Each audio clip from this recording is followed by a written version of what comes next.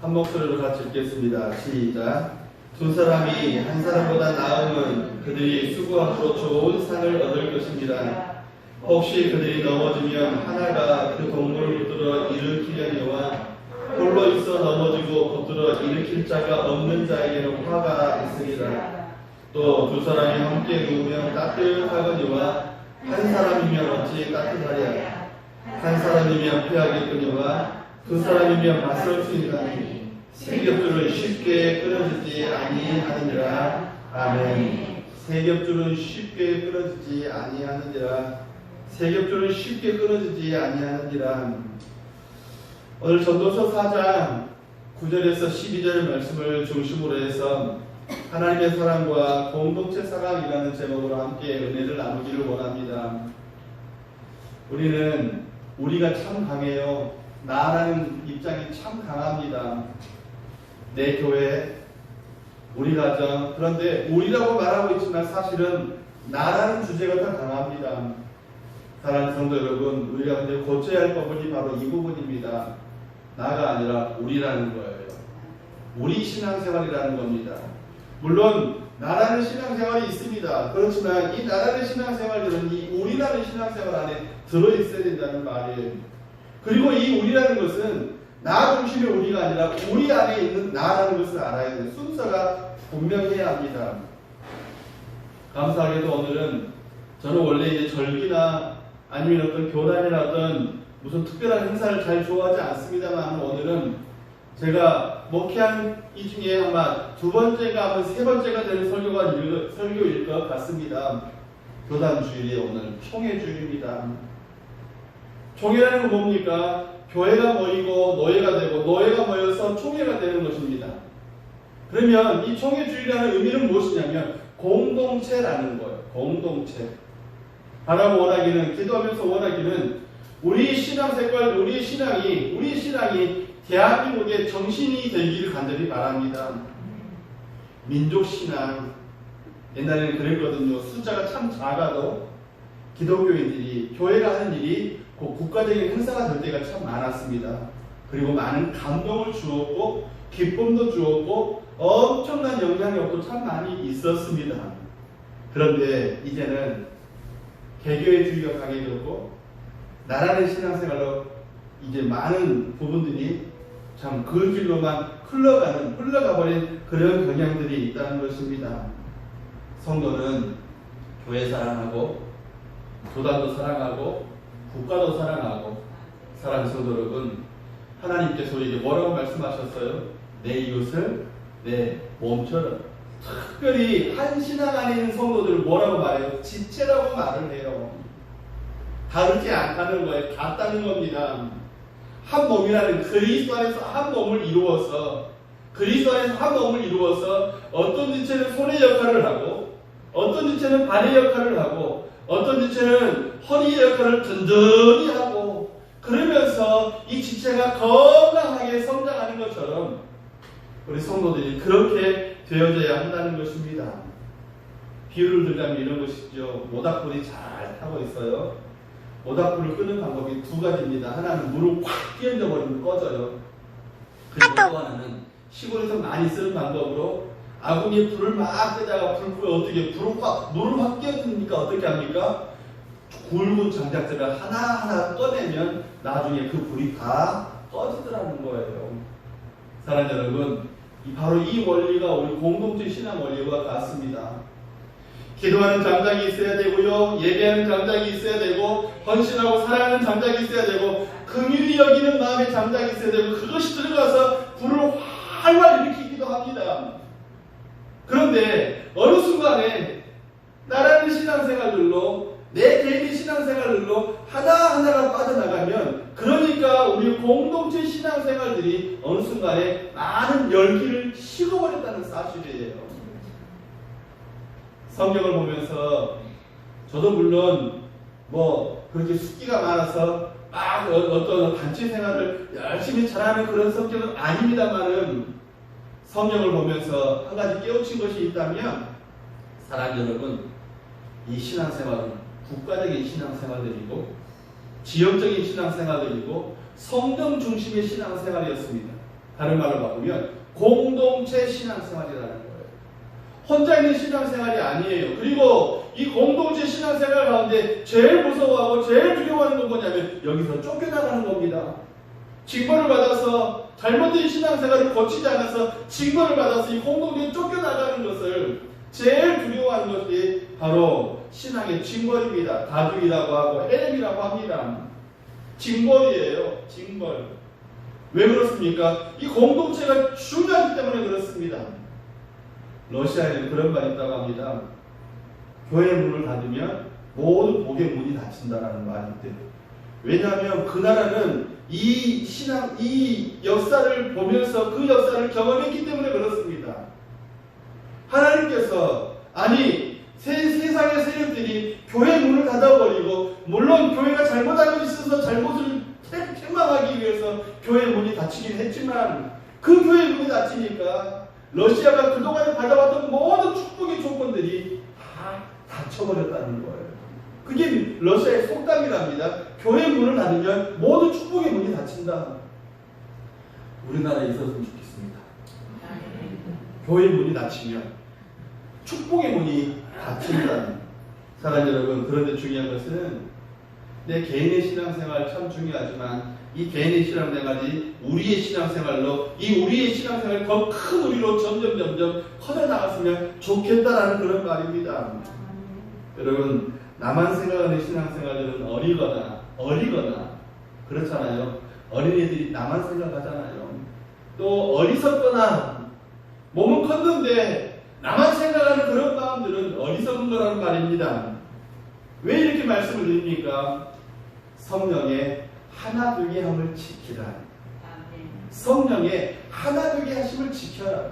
우리가 객체가 아니에요. 따로따로 떨어진 사람들이 아니에요. 다 연결되어 있는데 그 연결의 주체가 뭐예요? 하나님이세요. 성령님이 우리 모두를 하나 되게 하신다는 것입니다. 사랑하는 여러분, 이런 복음의 생각들, 이런 복음적인 생각들, 이렇게 우리의 생각이 전환이 되어질 때 우리가 정말로 나라를 사랑하고 공동체를 사랑하고 여러분 그 나라를 사랑하게 될 때 우리가 정말로 더 복되고 아름다운 길을 가게 될 줄로 믿습니다. 여러분 안에서 공동체 생활이 얼마나 중요한지 실례를 보여드릴게요. 이제 저도 나이가 좀 되다 보니까 간혹 이제 이빨을 치료해야 될 때가 있는데 어떤 사람들은요 이빨이 하나 빠졌어요. 그런데 그걸 방치하고 가만히 있으면 어떻게 해요? 그 옆에 이빨이 또 자리를 못 잡고 또 그것도 위태위태하게 되고 그러면 또 그 옆에 이빨은 또 어떻게 되냐? 사랑하는 여러분, 이게 공동체라는 거예요. 나 하나 괜찮으면 괜찮겠지가 아니라 나 때문에 이웃이, 나 때문에 또 내가 빠짐으로 인해서 그것이 자리를 옳지 않은 자리를 맞음으로 우리 입 아래에 있는 모든 것들이 불편하게 되어지고 치명적인 위기를 겪게 된다는 말입니다. 사랑하는 여러분, 우리가 정말로 우리 생각이 나에서 이제 저 우리로, 이 우리에서 더 큰 우리로 나아갈 수 있는 오늘 우리 공동체 신앙을 회복하는 저와 여러분들이 되기를 간절히 바랍니다. 세계적으로도 공동체 신앙은 참 중요해요. 좀 옛날 이야기를 좀 하겠습니다. 6.25 전쟁 당시 역사학자들의, 전쟁학자들의 말에 하면 미군이 5일만 늦게 들어. 5일. 장 한번 돌아. 5일장 한번 돌아가면 아무것도 아니잖아요. 5일 이 장의 장을 못 봤으면 그 다음 5일장 쓰면 되잖아요. 그런데 그 사이에 나라가 없어져 버리는, 나라가 공사가 되어버리는, 그리고 군인들, 경찰들, 정부에 복무했던 사람들, 특히 예수 믿는 사람들을 다 잡아 죽이는 그런 공산화의 위기에 빠져들게 되었습니다. 그런데 당시에 미군이 5일만 늦게가 아니라 5일 더 빨리 왔기 때문에 역전의 발판을 자리를 할 수 있었다. 이유가 뭐냐? 빌리 그레함이라는 목사님이 당시에 트루먼 대통령이 찾아가서 간청을 했다고 합니다. 한국은 기독교인들이 굉장히 많은 나라입니다. 꼭 구하셔야 합니다. 트루먼 대통령은 빌리 그레함 목사 이런 부탁을 받고 서둘러서 미군을 파견했다고 합니다. 그때 대한민국은 이미 낙동강 전선에서 이제 한 번만 더 불러서면은 모든 사람들이 다 이제 나라가 공산화되는 그런 풍전 등화의 위기에 있었다는 것입니다. 6.25가 시작될 때 이 세계 유엔 총회에서 영국 총리는 미국에게 공고했다고 해요. 야, 한국 조그만 나라에 신경 쓰지 말고 그거 중국에 줘버려라. 중국에 줘버리고 차라리 전선을 그 라인을 좀 내려서 일본이나 태평양을 사수했으면 좋겠다. 그러면 훨씬 더 편한 어떤 지정학적인 위치가 될 거야라고 권고를 했다고 합니다. 그때 트루먼 대통령은 우리는 한국에서 철수하지 않고 싸울 것입니다. 우리가 한국을 버리면 한국이 모두가 살해될 것입니다. 그들은 우리 편에 서서 용감히 싸웠습니다. 우리는 상황이 불리하게 돌아간다고 해서 친구를 버리지 않을 것입니다. 라고 말했다고 합니다. 사랑하는 여러분, 하나님은 역사의 배후에서 쉼없이 일하고 계시는데 어떤 사람을 통해서요? 사랑하는 여러분, 이웃을 사랑하고 긍휼히 여길 줄 알고 가난하다고 버리지 않고 과부라고 버리지 않고 성경적인 관심을 가지고 살아가는 사람들, 하나님께서 고아와 과부와 가난을 돌보라고 명령해 주신 그것을 사명으로 끌어안고 살아가는 그 사람들을 동원해서 하나님은 일하고 계셨고 그것이 미국이었고 그 수혜자는 그 수혜 받은 나라는 대한민국이었다는 것입니다.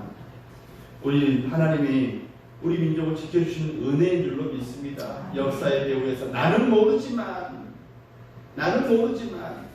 야곱은 모르지만 라반에게 찾아가셔서 일하시던 하나님, 야곱은 모르지만 에서를 찾아가서 그 마음을 180도로 바꿔놓으시던 그 하나님, 하나님은 사람의 마음뿐만 아니라 민족과 역사와 세계 정치와 세계 질서의 모든 것에서도 하나님은 여전히 일하고 계시더라는 것입니다.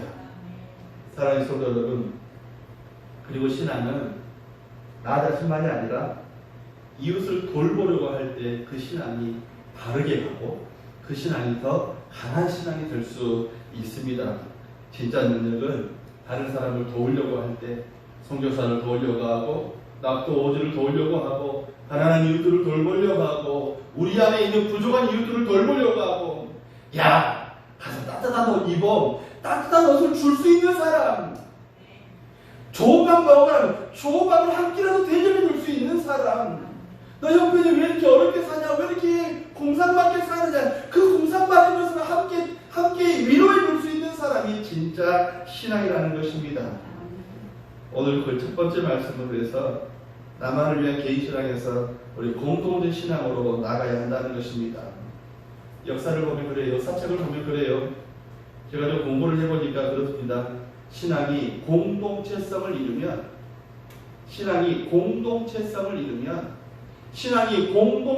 이루면 기복주의에 빠지고 신비주의에 빠집니다. 나만의 신앙생활을 하면 신비주의에 빠진다는 거예요. 나만의 신앙을 하면 신비주의에 빠져요. 기복주의에 빠져요. 그리고 자기중심적인 자기 이익만 챙기는 신앙에 빠지고 만다는 것입니다. 그러면 그 정도는 병들었고 사회의 빛과 소금의 역할을 감당하지 못하고 역사를 보면 그런 교회들, 그런 나라의 교회들은 소멸되고 다른 종교들이 그 나라를 지배하는 일들이 역사 속에 있어 왔습니다. 사랑하는 성도 여러분, 건강한 신앙이라는 것은 내 혼자서 3시간, 4시간 기도하고 내 혼자서 말씀을 보고 나 혼자서 어떤 일들을 하는 그런 것들이 아니라 함께하는 신앙생활이에요. 함께하는 신앙생활. 함께 모여 찬양하고 함께 모여 기도하고 함께 모여 봉사하고 함께 모여서 긍휼한 마음을 갖고 함께 모여서 우리가 누군가를 돕는다는 것, 일한다는 것. 그래서 그럴 때 성령의 귀한 역사가 있습니다.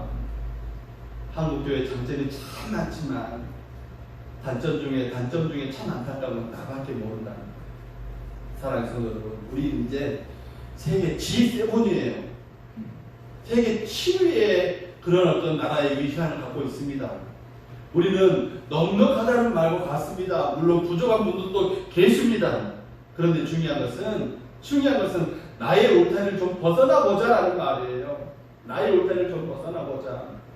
배가 항구에 들어서는데 항구에 들어서다 보면 어느 때는 암초에 걸리기도 하고 여러 가지 구조물에 걸릴 때도 있는데 구조물에 안 걸릴 때 들어온답니다. 왜요? 밀물이 가득 들어왔을 때 그리고 밀물이 가득 들어왔을 때 배가 나가면 아무리 큰 배도 사고가 나지 않아요. 사랑하는 성도 여러분, 우리 성전 문지방에 흘러나온 에스겔서 환상 가운데 성전 문지방에 흘러나온 생명의 물, 모든 가는 곳마다 모든 걸 살릴 뿐만 아니라 그 이야기, 그 말씀의 내용이 뭐예요? 그 물이 처음에는 발목에 찼다가 무릎에 찼다가 허리춤에 찼다가 가슴팍에 찼다가 나중에는 건너지 못할 강이 된지라. 성령의 역사는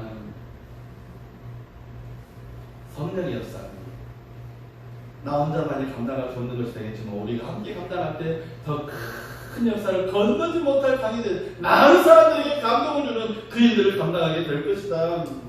이웃과 국가와 또 공동체를 사랑하게 만들어주는, 지금 우리나라는 세계 G7이라고 자랑할 만도 하지만 우리는 사실 속병이 몇 가지가 있습니다. 나라의 속병이 몇 가지가 있어요. 이념의 양극화에 빠져가지고 얼마나 많이 이해를 안 하는지 몰라요. 옛날 같으면 그냥 웃고, 옛날 같으면 밥 한 끼 먹으면 해결할 수 있는 일들이 너무너무 이념의 양극화, 또 그보다 더 안타까운 빈부의 양극화가 점점 벌어지고 있다는 것입니다. 저는 요즘에 옛날 것을 좀 찾아보는 그런 경향이 좀 많아졌는데요.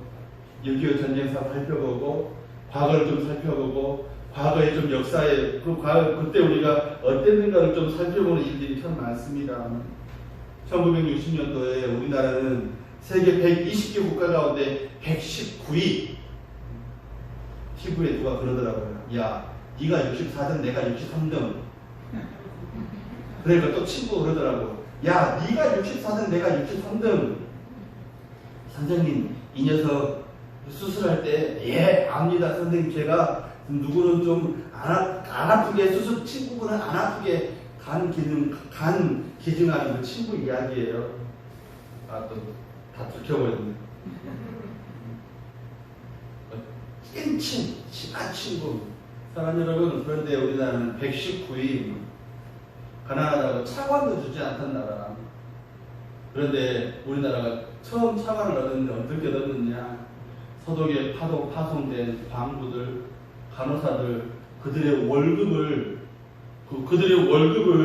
담보로 해서 차관을 얻었다고 합니다. 그 차관만 우리나라의 3분의 1, 말도 안 되는 나라예요. 말도 안 되는. 도저히 일어설 수 없는 그런 나라였습니다.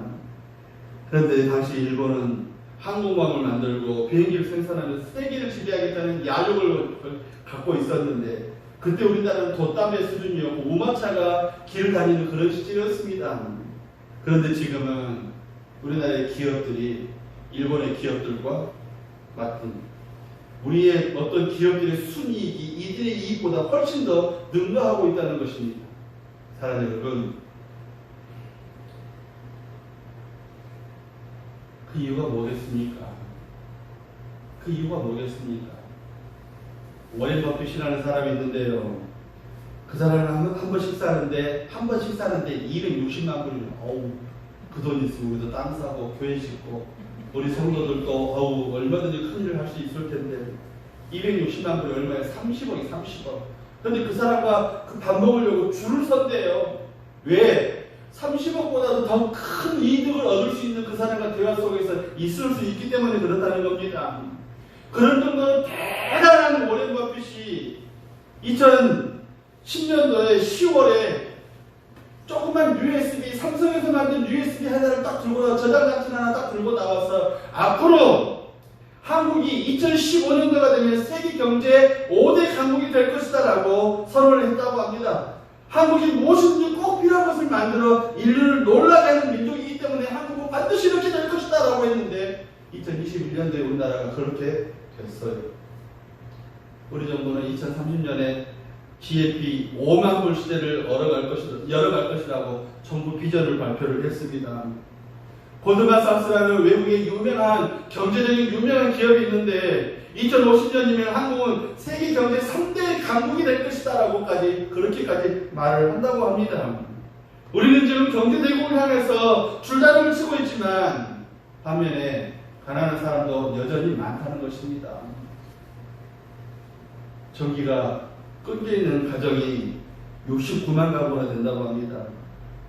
건강해서 일할 수 있는데 일자리가 없는 사람들이 382만 명, 대학을 졸업하고도 취업하지 못하는 젊은 사람들이 30만 명, GNP 3만 불 시대를 가고 있지만 20%의 부자들이 80%의 경제력을 휘어잡고 있는 우리나라. 사랑하는 여러분, 한국 교회도 역시 마찬가지입니다. 60%에서 70%가 미자립 교회. 더더군다나 코로나19는 한국 교회에 엄청난 변화를 요구하면서 앞으로 상황이 어떻게 바뀔지를 모릅니다. 경제적인 부여 속에서 상대적으로 비참한 생활을 하고 있는 사람들이 우리 주변에 참 많이 있습니다. 나 배부르고 나 돈 따숩다고 다른 사람을 모른 채 하면 하나님이 기뻐하실 일이 아닙니다. 사랑하는 여러분, 내 가정, 내 교회를 넘어서서 이웃을 상실한 교회는 세상의 빛과 소금이 될 수 없습니다.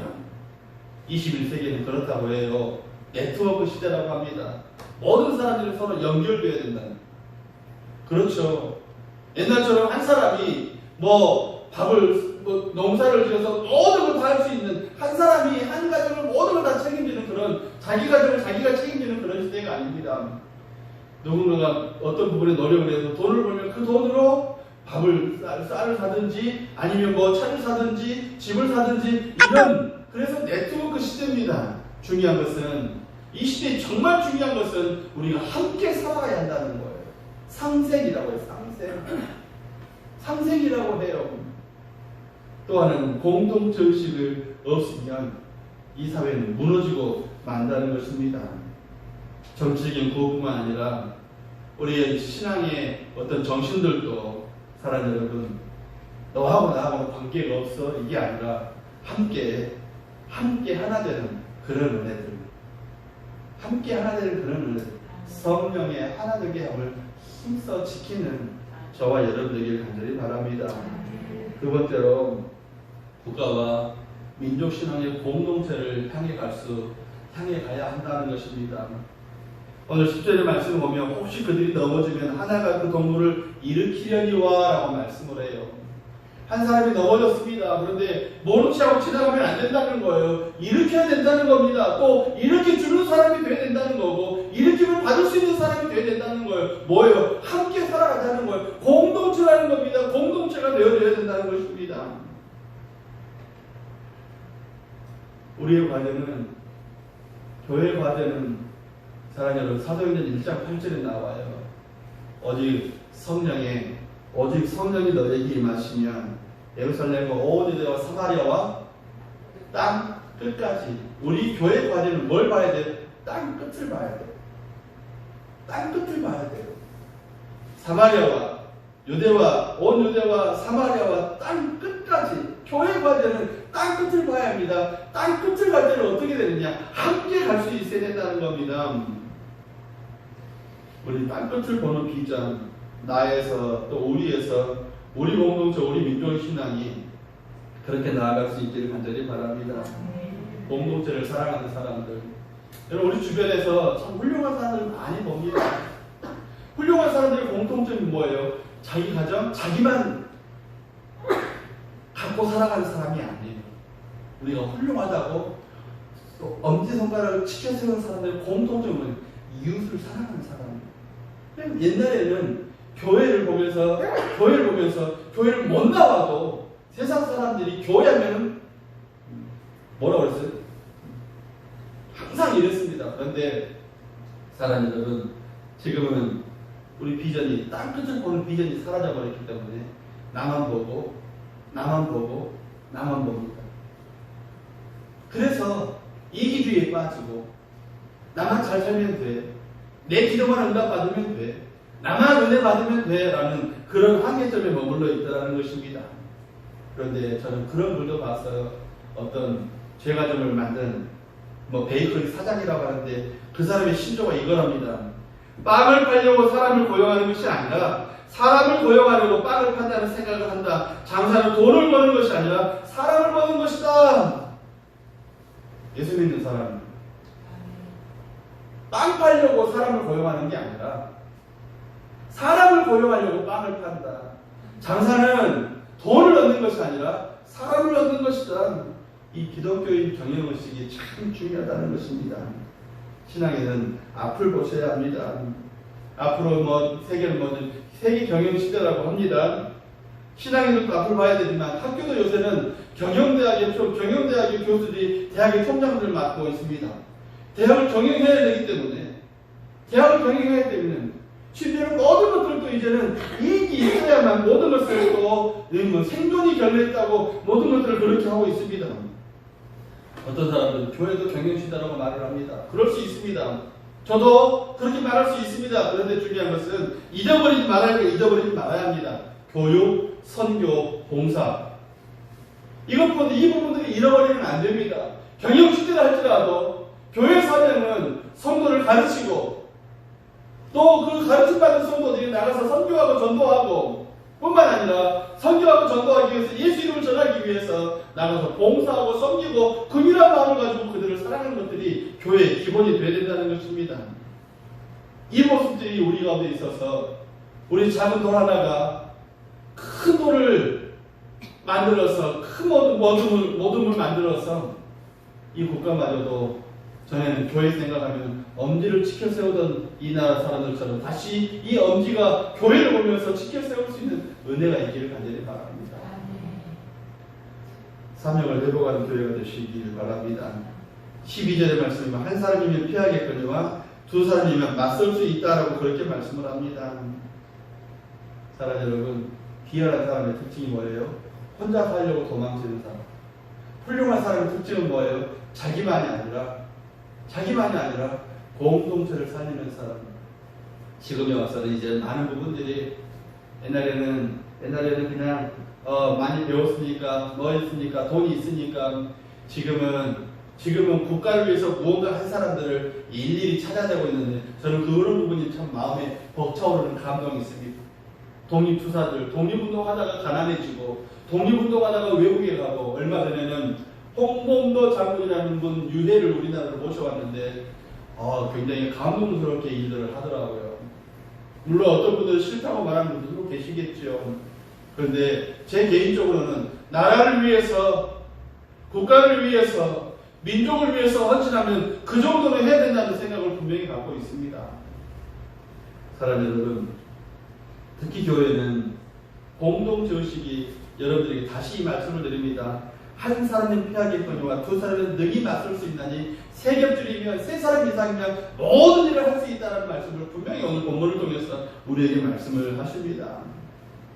이스라엘이 지금은 예수의 그 믿음에서 좀 많이 벗어나 있지만 하나님께서 이스라엘을 택하신 이유는 뭐냐면 그들이 잘나서 그들이 신앙생활을 잘하기 때문에 그들이 뭔가 특별한 것이 있기 때문에 어떤 특별한 것이 있기도 합니다. 그렇지만 하나님께서 그들에게 성전을 짓게 하시고 믿음을 주신 이유는 그들을 선민 삼으신 이유는 세계 가운데 세워서 하나님의 역사를 온 땅에 퍼뜨리게 하기 위해서 퍼지게 하기 위해서예요. 온 세계를 구원하시기 위해서입니다. 그런데 그들이 그 소명을 상실합니다. 자기만 생각해요. 자기 나라만 생각해요. 외국으로 다른 나라로 복음을 전하려 하지 않아요. 예수 복음을 전하려 하지 않아요. 하나님의 은혜를 전하려 하지 않아요. 국수주의에 빠져서 이기주의에 빠져서 자기들만 잘 살면 돼요. 처음으로 나라가 망할 때 바벨론 포로로 잡혀갔습니다. 완전히 망했죠. 그렇지만 하나님은 여전히 일하고 계셨고 그 다음에 또 그 나라가 또 로마의 지배하에 또 망합니다. 왜요? 여전히 자기들만 생각하는 그런 나라이기 때문에. 사랑하는 여러분, 제가 지금 말씀을 드리고 있는 것은 우리 성도들은 하나님께서 우리를 그냥 어머 너 예쁘다, 어머 너 좋은 옷 입어라, 어머 너 잘 살아라 하고 우리만 위하시는 것이 아닙니다. 우리에게 사명의식을 주셨다는 거예요. 사명을 주셨다는 거예요. 소명을 주셨다는 거예요.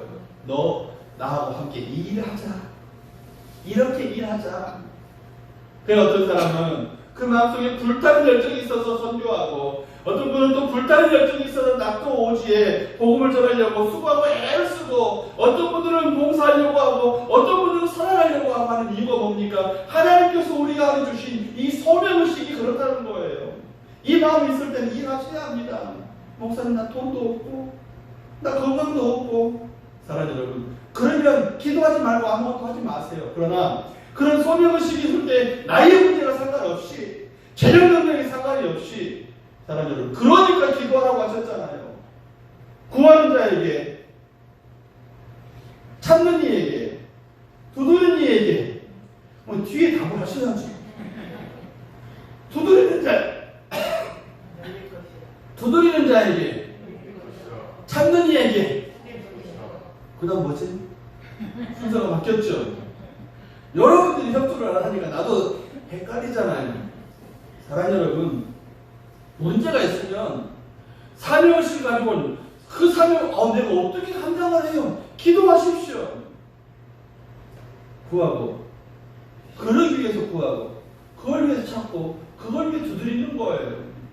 하나님, 나 다리 아프니까 다리 고쳐 주십니다. 나 허리 아프니까, 나 손 아프니까, 나 아프니까 고쳐주세요. 그렇지만 사랑하는 여러분, 나만을 위한 기도가 아니라 이제는 공동체를 위하고, 민족을 위하고, 하나님이 내게 맡기신 사명을 위하고, 그래서 구하고, 그래서 찾고, 그래서 두드리고. 사랑하는 여러분, 앞서서 러시아 이야기를 했으니까 러시아 얘기를 좀 몇 가지를 하고 이 말씀을 마치도록 하겠습니다.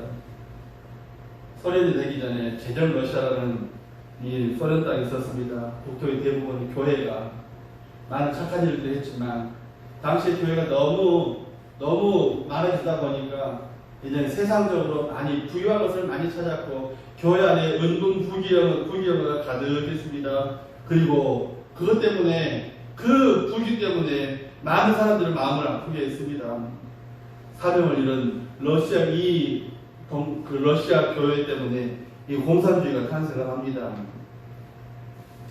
그래서 이 공산주의 때문에 러시아는 70년 동안 오직 고생을 했고, 교회의 모든 중책을 맡았던 사람들은, 많은 사람들이 또 수용소에 끌려가서 죽임을 당하고 재산을 약탈당하고 어마어마한 고생을 했습니다.